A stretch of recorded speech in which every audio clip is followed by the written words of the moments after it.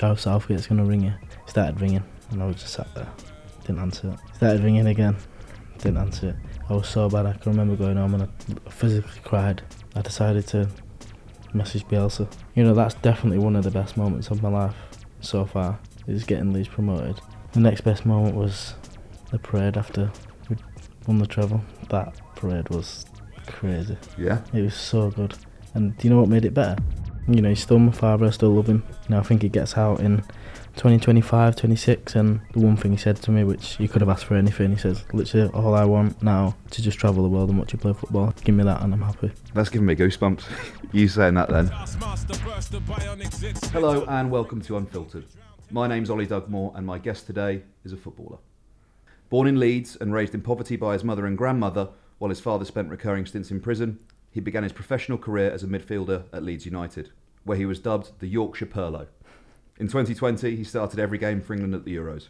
A big money move to Manchester City followed, but injury has meant nearly no match time.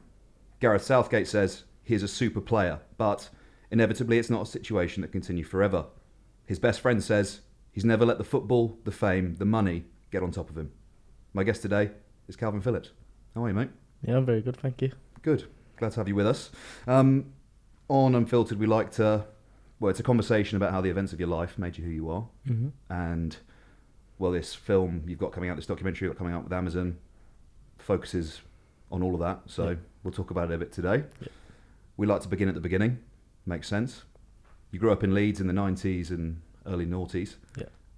Can you describe what Leeds was like to grow up in as a city? To be honest, I had a really good childhood. From my point of view, my childhood was the best because, you know, my mum made it the best and I had all my friends around me, all my brothers and sisters around me and stuff like that. So I had a really good childhood there. As I got older, I knew that, you know, the difficulties that my mum had when, you know, we was younger, being a single mum and working 2 jobs and me having to always go to my grandma's and grandma having to look after her as well. My mum was working. Kind of realised that as I got older and I think me playing football kind of just gave me that fire in the belly to try and make my mum a lot more proud and kind of just give her a little bit back from what she gave me and you know, tell her how proud I am of her. I grew up in a single parent household as well, and the thing that as I grew older that I was most impressed with was the way that my mum sort of insulated me from all of that sort of the stress, the pressure that she clearly was under. Mm-hmm. And I guess when you're a kid as well, you're not even thinking about things like that, are you? You're thinking about when you're going to go off and play football next. But one of the things that I was most impressed with, or sort of the things I thank her for most, is always trying to sort of insulate me from the pressure and the stress and the difficulty that she was experiencing at that time. Because I think preserving that kind of innocence of childhood, it's so important, isn't it, when you're growing up? Yeah, I think that's one of the main things I praise my mum for as well. I think, you know, to keep us away from all the stuff that's going on and just letting us enjoy every moment we had together as a family and, you know, with all his friends as well.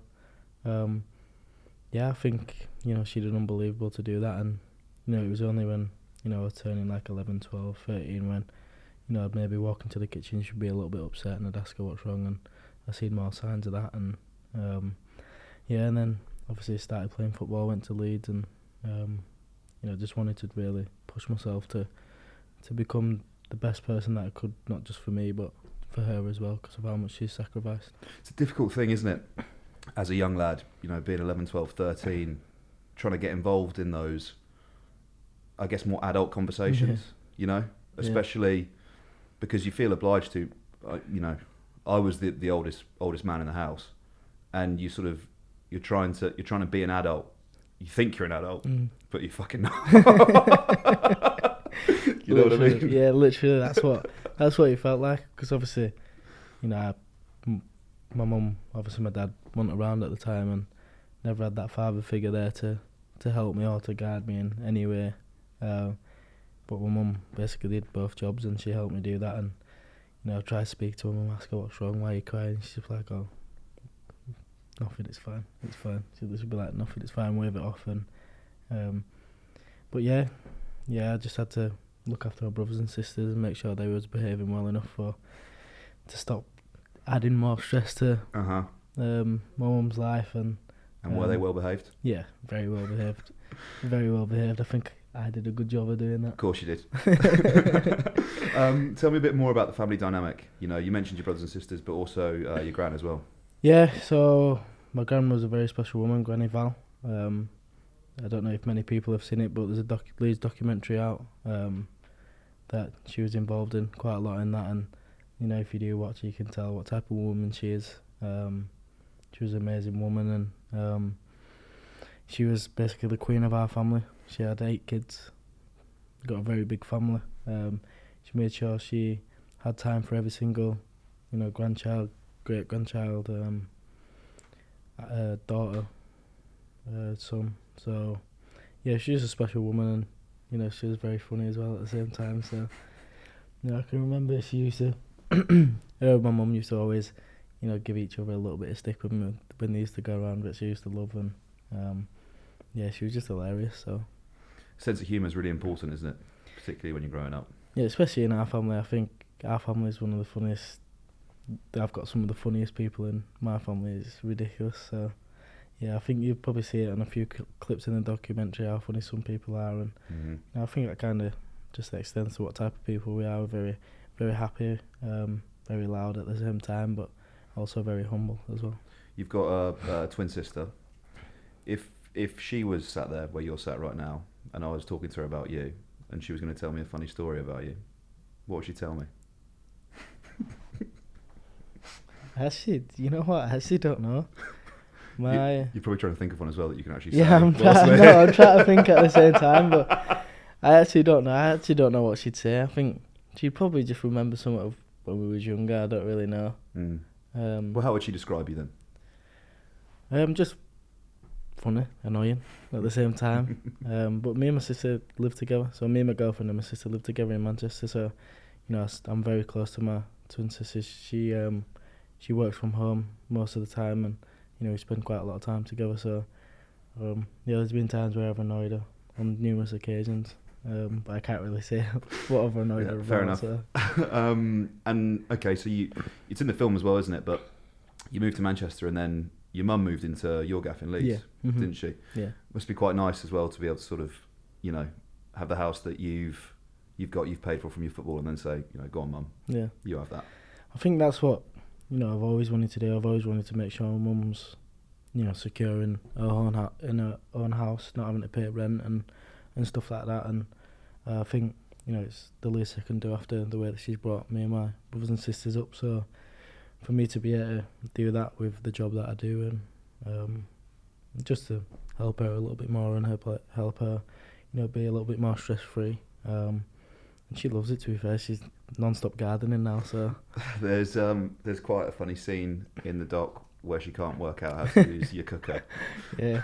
To be fair, like touch on that, isn't it? It's not even that difficult, to be honest. I don't know how she didn't get it, but yeah, she had a few moments like that in the house where there's blinds in the kitchen as well, and she don't know how to open them. She never knows how to open them, and when it's sunny and when it's warm, it's like a greenhouse in there. So she just goes out and sits in the garden and does gardening. So nice. It's one of the.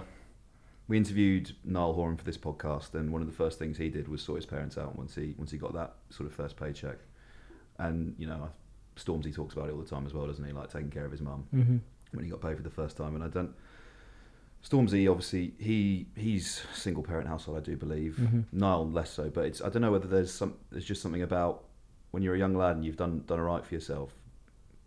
The first thing you want to do is sort of like pay it back. Yeah, I think I've met Stormzy as well. I met him in a concert in Leeds, and he seems like a proper good guy. But I just feel like that's what type of people we are. Like when we've grown up, not realising how hard, mothers and stuff have had to work, and whenever you get the chance to repay them, that's what you do. And to be fair, I've had a couple houses in Leeds, and when I moved out of my old house that I went back to in the documentary, I moved out for like 2 years and then bought the house that my mum's in now. And literally it's like a domino effect to every house that I move out to. every house that I say that I'm getting, my mum's like, She's looking it up Come on like on. Right Move. give me the keys, give me the keys. But to be fair, I don't blame her because she deserves it. So Yeah, too right. yeah. Too right, she does. Your other parent mentioned in your intro, in the intro, your dad, who was in and out of prison a lot in your childhood. What effect did that have on your relationship with him when you were younger? I don't think it had. It didn't have a bad effect on it because, he's still my father. I still love him, like he's my father as well. So it's just the fact that obviously it was limited time where we get to see him and we get to speak to him for, a couple of weeks at a time or, a couple of months at a time, and then you kind of grow up and you're growing up. All your friends are, with their fathers and spending time with their fathers, and you've not really had the chance to do so. So. But yeah, obviously, me and my dad have a great relationship. We speak to each other occasionally, and I went to go see him a couple of months ago, and it was literally like he'd never been away because we have that same talk. We speak about football. We have a laugh. We ask how our family's doing, and stuff like that. And it's like he's never been away. But obviously, the real picture is that he's been away for quite a while, and I think he gets out in 2025, 26, and I said to him, one of my first conversations when I went to go see him, I said, I want to help you when you get out, to be more secure and to not go back into prison. And the one thing he said to me, which he could have asked for anything, he says, literally all I want now, he says, to just travel the world and watch you play football. He says, that's literally all I want. I don't want anything else. Just give me that and I'm happy. So yeah. That's giving me goosebumps. Yeah. You saying that then. Yeah. So, when you're younger, we were talking about your mum like shielding you a little bit, from the difficulty that she had then. So, this might sound like a slightly weird question, but did you know where he was? Did you know he was in prison, or did your mum kind of try to protect you from that a little bit when you were younger as well? I knew times when, obviously when I was younger, we used to go visit him all the time in prison and stuff. But then even when he'd come out, he'd go missing for like, a month at a time, and then come back and we'd be like, oh, where have you been? But yeah, I think, there were times where when you'd not seen him for maybe longer than a month, then you kind of knew that he was going back in prison. You'd gone back into prison or whatever, and then I think my mum would just tell us, "Oh, we're off to go see your dad. He's gone back in prison now," and we'd all just be like, "Oh, for God's sake, not again." but yeah, that's, to be honest, this documentary is about me trying to inspire the younger generation, but like it's also, I know that my dad had a very difficult childhood when he grew up, and his decisions that he's made is from not having a great childhood, and he went into care and stuff like that. So it's not been easy for him either. So just my dad's a good guy in his own way, and I can't wait for him to get out. So I think it's important though to show that side of things, because it'd be very easy to just like not talk about it, or pretend it didn't happen, and actually it's quite powerful to show people that life is messy, life is difficult. It's never as simple as oh yeah, I just started playing football and made it all the way to the top. It's obviously it's never like that anyway, but you know what I'm saying. It's like, it's actually, I think there'll be people who perhaps themselves are in a pretty difficult situation, and they see something like that and where you got to in spite of it, it can be quite inspiring. Yeah, I think so, and I think that's another reason why I wanted to do the documentary. I wanted to inspire, whoever watched it. I wanted to make sure they felt inspired by, my story, and no matter where you're from, what situation you've been in the past, what situation you could go through in the future, whatever you put your mind to, if you work hard enough and you have the right people around you to support you, then the sky's the limit, really. I want to pick up as well on something you mentioned a little bit earlier. You said that you didn't really have a father figure there at the time because he was away.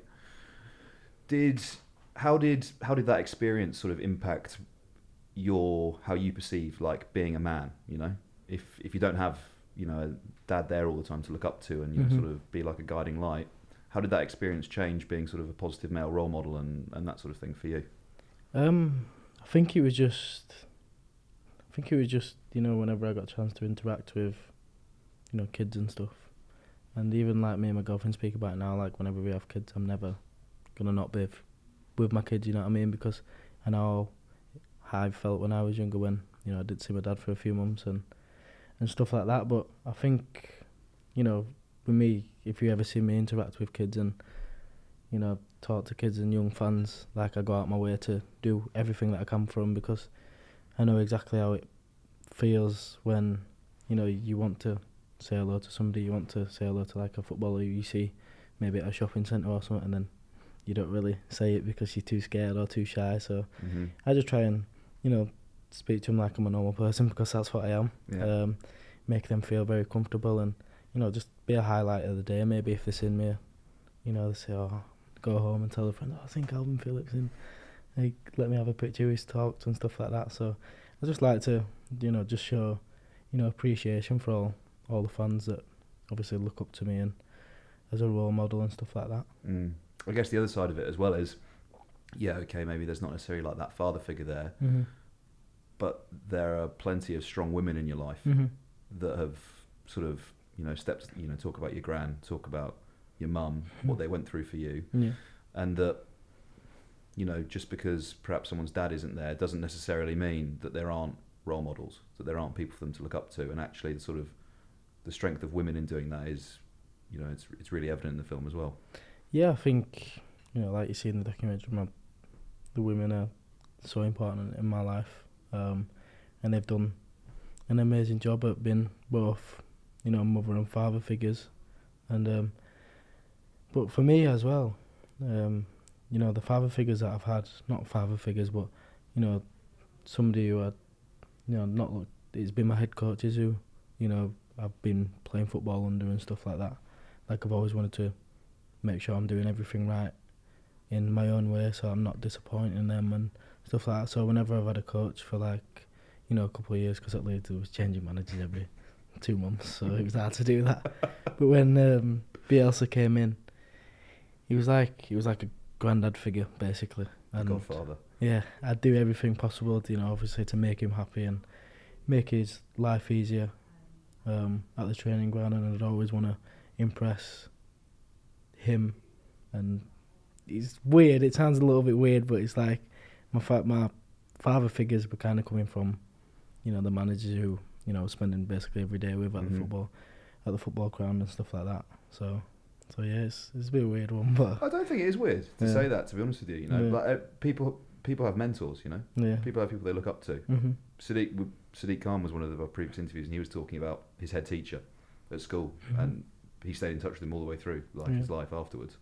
I mean, you mentioned Bielsa there. I mean, are there any other sort of people that have played that role, like mentoring you, still present, that you sort of still touch base with, and you know? There's a few other. My old coach at Leeds when I was under 18, Neil Redfern. Lucy's actually in the documentary. He's somebody that I speak to. There's a guy called Steve Holmes who was at Leeds when I was younger as well, who helped me a lot. And yeah, just different people from, you know, me growing up who I've kept in touch with, and yeah, there's quite a few, to be fair. Nice. Let's talk a little bit more about the football side of things then. What are your sort of earliest memories of playing? Probably just out on the street with my brother. That's all we used to do. We used to wake up in the morning. If we didn't have school, we'd wake up in the morning. That's the first thing we'd do. Wouldn't even have breakfast. We'd go outside and play football. And then go in. Probably mum would have to go to the shop. We'd be like, oh, we'll come here. We'd get something to eat. Come back, go outside and play football. And that's literally all it was, every single day. And then as we grew older, and, you know, we got to roam around Leeds a little bit more. And, you know, my best friend Liam as well, he lived, you know, 10 minutes down the road from me, so we used to meet up all near my house, and then we'd walk all the way to Kirkstall, which is like probably about an hour walk. Meet up with my cousins who live, you know, 20 minutes away, and we'd all meet at that point, go play football again at goals in Kirkstall, and that's literally all we did. We spent hours and hours there, and yeah, it's paid off in a way. What position did your brother play? My brother? Yeah. Brother's a centre back. Mm-hmm. He was probably better than me when he was younger. You reckon? I'm not gonna lie, yeah, he was really good. He played for Wortley Boys as well, and he was the one, obviously, that won all the trophies. He won, leagues. He won tournaments. He had a really good team, and I was like a bit jealous because he was winning all these trophies and stuff like that. But then, as I got older, my trophies started coming a lot more and stuff like that. And to be fair, he actually came to Leeds on trial, and then got injured in on trial, so never really went back. But I'd say he was probably better than me when he was younger. He's going to take that clip of this, 100%. isn't he? He's going to be putting that down the family WhatsApp. It's probably over-egging it a bit much to say that your career has been based on a rivalry with your brother and wanting to get more trophies than he's got in the cabinet. But those early games and playing with him, playing with Liam, playing with your mates. I mean, you obviously must have enjoyed that process, enjoyed doing that every day, because otherwise you wouldn't be here now, right? I mean, happy memories then, doing all of that. Yeah, unbelievable. That's why I say that my childhood was so good, because that's literally all we did. We had fun all the time, and there'd be times where we'd go to goals and we'd meet another group of lads who were like maybe 17, 18. I'd be like 14 at the time, and we'd play against them, and they'd give you a little bit, and then as soon as they see me giving it back, they'd be like, "Oh, all right, then he's serious about what he does." So, so yeah, that's what my friends say all the time. Like, I remember playing, older lads, and me not being scared to get stuck in. That first 50-50 in the game. They kind of knew that, he's gonna be a good player. Was there like a rival team that you particularly in the league or anything like that you guys were always wanting to play against? Anyone who stands out? Farsley Celtic. Yeah. Yeah. So it's a team that's not too far from where we was in Leeds, and I actually moved there though after I was at. So before I went to Leeds, I moved from Wortley to Farsley Celtic for like 6 months, and then went to Leeds. But yeah, they was a team that they used to always get like, the best players, maybe, been on trial at certain teams and then got knocked back, and they'd get them and win all the leagues and stuff, so we used to love playing against them. I can just remember, loving playing against Farsley Celtic. You used to always get stuck in, but you used to be so close to getting red carded at the same time. So. Treading the line. Yeah. No one wants to send off like a 13-year-old kid either, do they? Like, the ref doesn't want to send you off. Yeah, I know. Don't give them a reason to. Okay, so I think you're 14 when you get scouted for Leeds, is that right? Mm-hmm. How do you remember feeling when you heard that they were scouting you and they were taking an interest in you? I was so nervous. Yeah. Yeah, I actually went to Huddersfield, a couple of weeks before that. I was just trying out like different places, and I'd gone to Huddersfield, and I think I spent one day there, and was like, I'm not going back there. My mum was like, "What's up?" I said, "I don't like it there, I'm not going back there," and she never took me back. And then a couple of weeks later I got scouted by Leeds, so I think it was like a blessing in disguise, really. But yeah, I got scouted by Leeds, and I can remember I had a friend at the time, Jake, who he was playing for the Leeds at the time, and I went to school with him.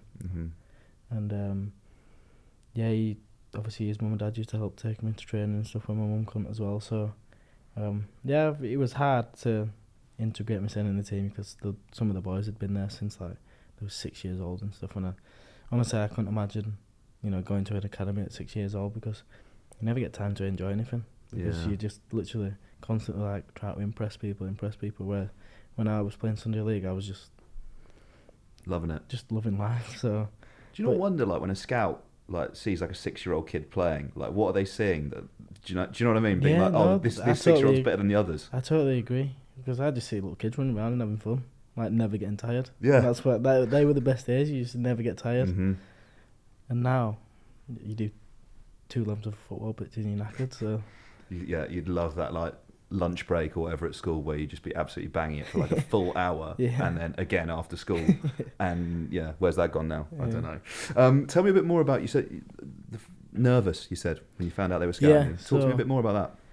Just because I'd never been to like a big setup like that. I'd never been to, obviously Leeds was my favourite team, somewhere I'd always loved to be in, and I think I got a 6-week trial, and I started actually on fire. I scored like 6 goals in the first 4 games, and then my 6-week trial finished, and they said that they wanted to keep me on, and then I didn't score for the rest of that season. So I think the nervous energy actually did me a little bit of good. As soon as I got a little bit relaxed, kind of dropped off a little bit and didn't score anymore. So got comfy. yeah. What was I was gonna ask you, like, what was it like at school when everyone found out that you were sort of, going off to Leeds? But you said your mate Jake was already already there. So it wasn't even that big a deal, maybe. Yeah, it wasn't that big of a deal. It was all right. Like, obviously, all the older lads at school used to, buzz off you because you're sick at footy. But yeah, we already had one guy who was already sick at footy at that time anyway. So because I was thinking about it, being like the kid or whatever that gets picked and is doing it. That's why I asked, because I thought about myself at that time at school. If I was playing for, like, if I'd been scouted by a team or whatever, that would never have happened. I was not good. But I'm just saying, the ego on me would be like out here. And then when you said earlier that, like, some other lad had already done it, I was like, oh mate, good. Yeah, exactly. Okay, let's talk a little bit more about sort of England then. 2020, you make your international debut. When you found out you'd been selected, you're going in the squad, who did you call first? My mum. What was that phone call like? To be honest, I can remember just screaming on the phone. But I told her, she was absolutely buzzing. She started crying on the phone and stuff, saying how proud she is of me and stuff like that. And I was driving at the time, so I couldn't really. I was literally just on the dashboard, like, trying to call mum. And then after that was my grandma.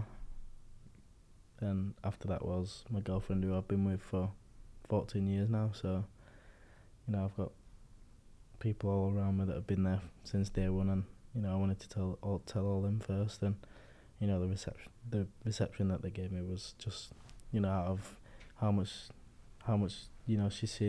everyone's seen me go through.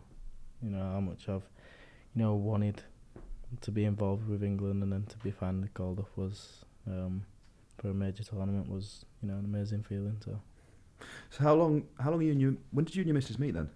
14 years. 14. We was 14. 14. Yeah. Okay.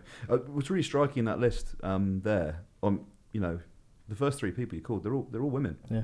We were talking earlier about the sort of the power of women in your life. It's clear, isn't it? Right. Yeah. Those first three people you go and talk to and tell about it and celebrate it with. Yeah, 100%. I don't know. It's just literally instinct. I just call people that have been there since day one and stuff like that. So yeah, 3 women straight away. And you said you're in the car, so does that mean you got the call as well whilst you were driving? Yeah, I got the call from Southgate. Yeah. What was that like? It was weird. It's funny though, because I'd literally got a call from my agent at the time, and he said, so I think Gareth Southgate's going to ring you. He says, I don't know what for, I don't know whether it's to say that you're going to be involved or if you're not. But just make sure if somebody rings, answer it. And I put phone down, I was like, okay, I put phone down, and then it started ringing, and I was just sat there, didn't answer it. Started ringing again, didn't answer it. And I was like, alright, I need to answer it, and just had a little conversation. And he just said that he'd select me, and I was just like, I was so quick to not to get off the phone, but like I was just wanting to scream, while I was on the phone.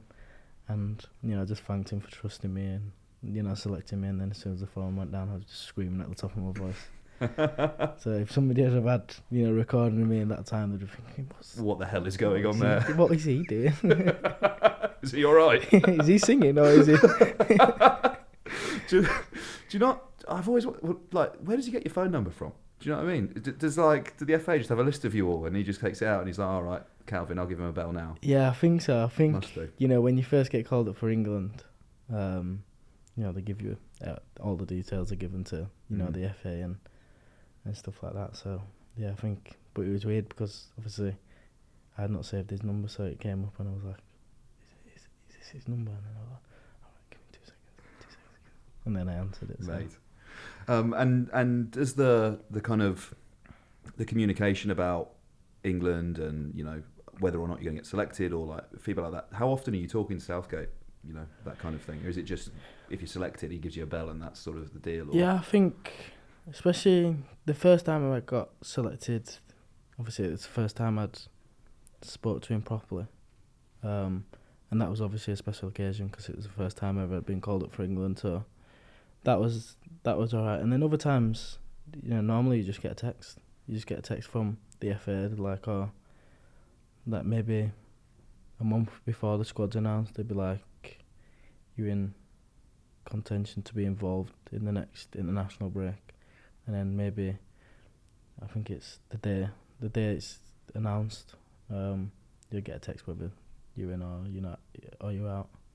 And then obviously for major tournaments, Gareth always rings the players that are involved and even that aren't involved. Because I knew when he called me that time and he was telling me that I was involved, I knew that obviously some other lads weren't involved. So I was like, oh, I'll let you carry on with your day and and stuff like that. So, but yeah, it's just normal routine now. That must be difficult. Like, I know, a lot of the lads in the England camp, you're close, right? Mm-hmm. And knowing as well, okay, I might be in the squad. Yeah. But there's plenty of other guys who aren't going to be.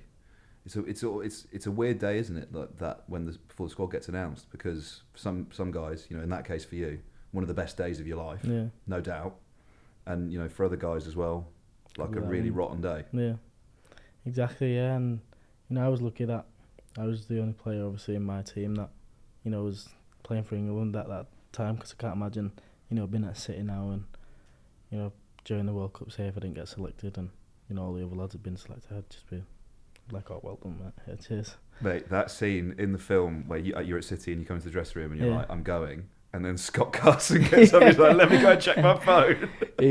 Honestly, Scotty is the funniest guy I've ever met. He's so funny. He just, 24 hours a day, he's just like that. Yeah. All the time, yeah. It's important having characters like that in the dressing room, isn't it? Yeah, I think, for Scotty as well, I think, he's somebody that people look up to just because of how he is, how he just acts every single day, and he works so hard as well. He works so hard, and playing time's very limited. He knows that, and but the way that he helps players when you're not involved, like this year, Scotty's been like one of the best people for me to to be around, because he always gives 100%, and say like all the other lads are on recovery who have played, lads that are substitutes, they have to go out and train together, and you could feel like shit, and you'd be like, oh, I can't be arsed, I don't want to do this, but then Scotty would be like, come on, you need to carry on going, and then whatever Scotty says you got to do. So. It's like he's a proper pro. Do you know what I mean? Yeah, like that's experience, isn't it? That tells.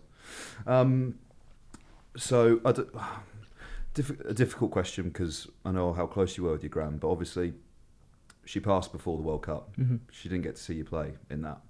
That must have been really difficult for you, really hard for you. Yeah, it was very difficult. There's pictures as well, obviously, of me holding up her shirt and stuff when, we got to the final and we were celebrating and stuff like that. But yeah, it's just, I don't know, it's a weird one because, she never actually came to watch me play anyway. Never been to watch me. Really? Never been to watch me play. She used to sit in the living room on the sofa, radio there, and just listen to it on the radio. Was that like superstition or something? It's just the way that she liked to do it. It's just the way that she always liked to do it. I don't know why she did it, because I just feel like she felt a lot more comfortable in her own living room, being able to scream and tell somebody to F off if they were doing a reading on the radio or whatever. And she used to like listening to Adam Pope as well on Leeds radio, so she was very fond of Adam Pope, so she just listened to him. I don't know, like, I like listening to Five Live as much as the next man. Yeah. But if I had like an unlimited supply of free tickets, I would probably be taking you up on them, to be honest with you. It was just a way maybe she didn't like me watching me play football. And I don't know. I know some people's parents do get funny about like watching it. My mum used to be really bad. She used to be really bad when she used to watch me play football. She used to like she'd get like a short spell of like Tourette's, and she'd be like jumping, she'd be swearing, and she'd have to tell, oh sorry, I'm so sorry, like the people sat next to her, because she's like moving around and stuff. But yeah, some people enjoy it, some people don't. It's the emotion, isn't it, I guess. And you're obviously so proud as a parent to see your kid out there. Yeah. I can't imagine like what it what it does to you. You just try and like keep your lid on and like do it okay. You know. I won't be able to do it. Yeah. I won't. You don't think you'd go? I'd be able to go. Would you want your kids to play? Yeah, I'd love my kids to play. To be fair, I'd want to go and I'd want to watch them. But I think if I seen another kid try and clatter my kid, I'd be like, "Where's your dad?" See you in the car park. For the Euros 2020, you know, we saw 3 members of the squad, Rashford, Sancho, Saka, receive racial abuse after the final. Mostly on social media, it has to be said. Yeah. You condemned it at the time. How important is it to have that sense of solidarity between the players, you know, when something like that happens, to sort of stand up and say that it's wrong? I think it's really important, not just for the players to say it as well, but like the whole of England, you know, to come out, the FA and stuff, to come out and say and condemn it all. I think it was just to show, you know, support for them and show that, you know, they have got people who are, you know, looking out for them and, you know, want to make sure they feel alright about everything, even though, you know, it's probably the worst few weeks of your life at the time. And, you know, I can't imagine what all 3 of them would have gone through. So, you know, for me, it was just, you know, to show, you know, that I support them and, you know, the great lads as well, and, you know, for them to be racially abused after giving everything for the country, you know, I think it was definitely out of order, but It's rotten, isn't it? yeah, it's just so annoying, and it's one of the main reasons why I came out and spoke to it was, you know, just to educate young kids as well, you know, that it's not the right thing to do, and you know, if I can stop one kid from being racist, then, you know, hopefully it goes on and goes on and goes on. So it's worth doing, yeah. Yeah. Of course it is. You said to the Yorkshire Evening Post, this is a quote, that not many people know that you're black, but some of your friends and family, and again a quote, can't even walk down the street without being given a dirty look or worse. How has sort of colorism, that kind of prejudice between, you know, someone who's darker skinned and someone lighter skinned, how did that factor in? Well, not just your experience, but also sort of post-tournament for you. Did it make things easier because you weren't getting as much stick as perhaps some of the other guys were, or did it make it harder because, you know, you got the same experience but you're not being as abused as badly? Maybe it makes you feel, I don't want to put words in your mouth, guilty or... No, yeah, you literally, but you hit the nail on the head. It makes you feel worse because, you know, I'm obviously mixed race, so all these lads that are getting stick, well, why am I not getting stick? And I feel for them because, you know, just because of the skin colour they're getting abused because, you know, we didn't win a game. And, you know, why, if you're going to abuse, you know, 3 players, then why not abuse the rest of us? And, you know, I wouldn't say I was lucky in a way not to receive it, but, you know, because people don't know it, that I'm mixed race, and, you know, maybe they just didn't bother with me because they didn't think I was. So it's a weird one. It really is, and it's a proper weird one. But it kind of highlights how stupid it is as well. Yeah, that's what I mean. It's so, I don't even know the word to it. It's just so stupid. Ignorant. Ignorant. It's just so ignorant, and that's why I just don't understand. It's very annoying. Yeah. Well, let's not spend too much time talking about this nasty stuff, because there's good stuff here as well. So, just one last question on England, which I've always wondered, sort of, you know, like I said earlier, you think about when you're younger, like playing sport for your country, what it feels like to be out on the pitch, national anthem or whatever, you're stood there with the jersey on. Could you try and describe that feeling for me? You know, it's so hard. It's so hard. I think, obviously, you know, one of my first games and stuff, I was very nervous, but then during the Euros, I was just loving every minute of it. I was loving, you know, just being around the boys, watching the country come together to support us, and you know, more fans were all been allowed back into the stadium and stuff. And even for the World Cup, you know, I wasn't involved in the World Cup as much as what I'd like to be because of my injuries, but the atmosphere at the Wales game was unbelievable. It was unbelievable, and you get goosebumps. You know, when you stood there and the national anthem and stuff, you just get goosebumps. And, you know, it's something that every young kid, you know, dreams of doing, is playing for the country. And, especially that I woke up. Mm-hmm. But yeah, hopefully, we've got the Euros in a year's time, so hopefully I'm doing that again. It must have been, because it's not just with England as well, right? The City season have had, right?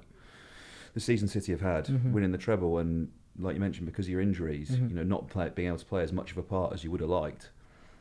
It must be sort of quite surreal sitting there. I don't know whether it's at the parade or even just at the games, watching all this success, this like footballing history happening around you, and not being able to take part in it. Yeah, at the start, I'd say at the start of the season, when I was injured and stuff, it didn't really cross my mind. And then, when I was coming back to fitness and I still wasn't playing, then it kind of went through a patch where I was like really struggling, and I was like, wanting a great mood, and maybe I'd go out to train and not do my best because I was pissed off at something. I felt like I could have been involved or whatever, but ultimately at the end of the day, it's like, it's a manager's decision, so you just got to keep on going, got to keep your head down, keep working hard. And I feel like, once I got past that stage, so that stage for me, I'd say it was, we played Leicester at home, and I come on for like the last 30 minutes or something, and I did so bad. I was like so bad. I don't know whether it's because my confidence or whatever, but I was so bad. I can remember going home and I physically cried because I felt like, the manager's giving me the chances, and I'm not taking them, and I'm not producing what I know that I'm capable of.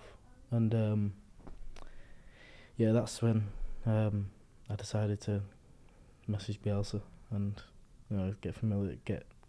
talk to a familiar face, and messaged him asking if I could speak to him, and told him how I felt, and he just said it's literally all down to confidence. It's all down to the way that you are, and there's no doubt you've got the ability.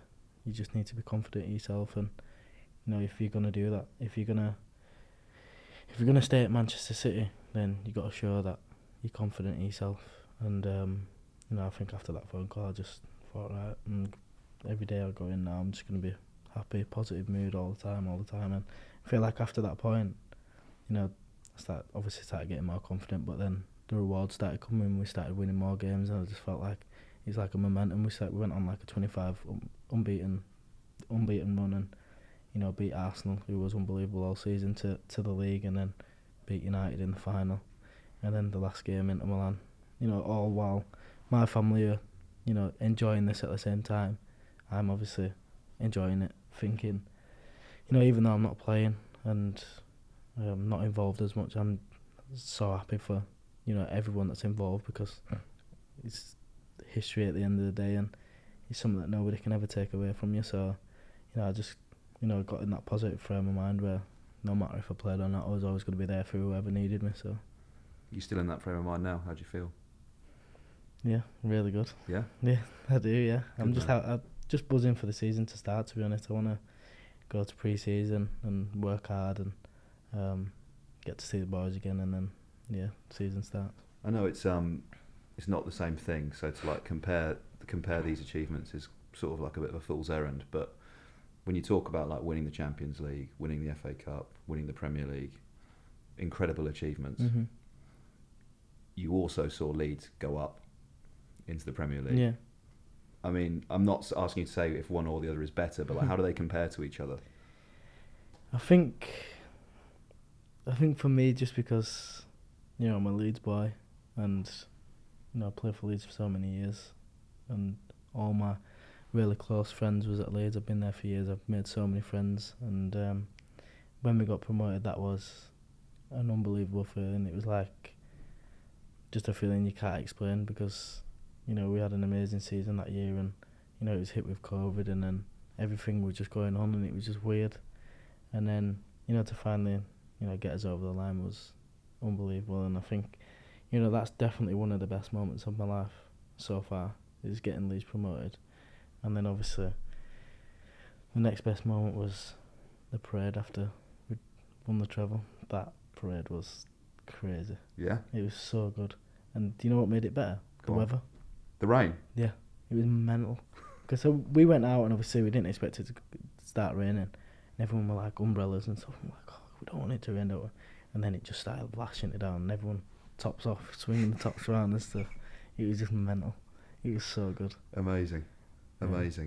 My last question, and it's about your best pal again. That quote Liam gave.